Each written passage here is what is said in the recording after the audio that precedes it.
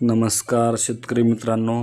गेले 5-6 दिवस जे पाऊस चालू होता त्यामुळे जे शेतकऱ्यांचं अतोनात नुकसान झालं आहे, त्यासाठी सरकारने काल मुदत जाहीर केली आहे. ती कोणत्या जिल्हे मिळाले व किती तारखेच्या ह्यालापर्यंत मिळाले आहे अनुदान, हे तुम्हाला सांगतो.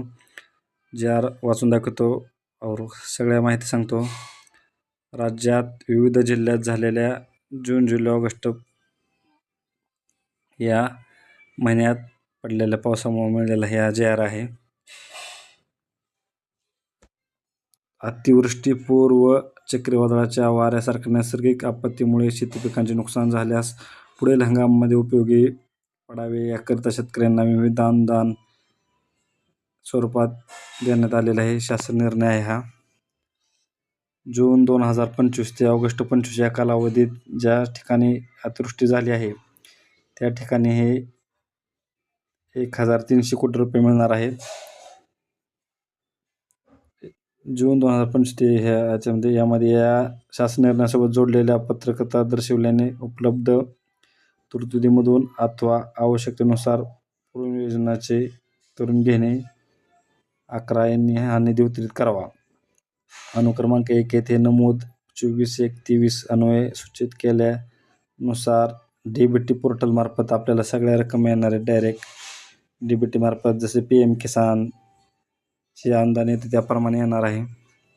चालू हंगामासाठी यापूर्वी सर्व विभागातल्या शेती पिकांच्या नुकसानीचा वितरित करण्यात आलेल्या मदतीच्या निधीमध्ये मागणी करण्यात आलेल्या निधीचा समावेश नाही याची दक्षता घ्यावी. हा फक्त जुलै ऑगस्ट महिन्यातल्या निधीचा आहे. सप्टेंबर महिन्यातल्या निधीचा अजूनही घोषणा केलेली नाही. बहुतेक ओला दुष्काळ जाहीर होण्याची शक्यता आहे.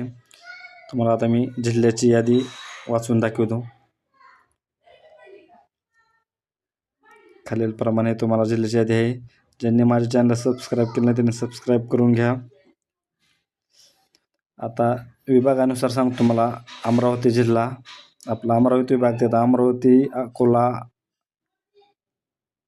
यवतमाळ, बुलढाणा, वाशिम, यवतमाळ, बुलढाणा, वाशिम यातील शेतकऱ्यांना भेटणार आहे मदत. त्यानंतर मराठवाड्यातीलही तुम्हाला सांगतो. छत्रपती संभाजीनगर विभागामध्ये हिंगोली जिल्हा पूर्णतः, बीड जिल्हा, लातूर जिल्हा व धाराशिव जिल्हा, मराठवाड्यातील 4 जिल्हे संपूर्ण घेतलेले आहेत व नाशिक विभागातील. माझे चॅनल सबस्क्राईब करा. धन्यवाद.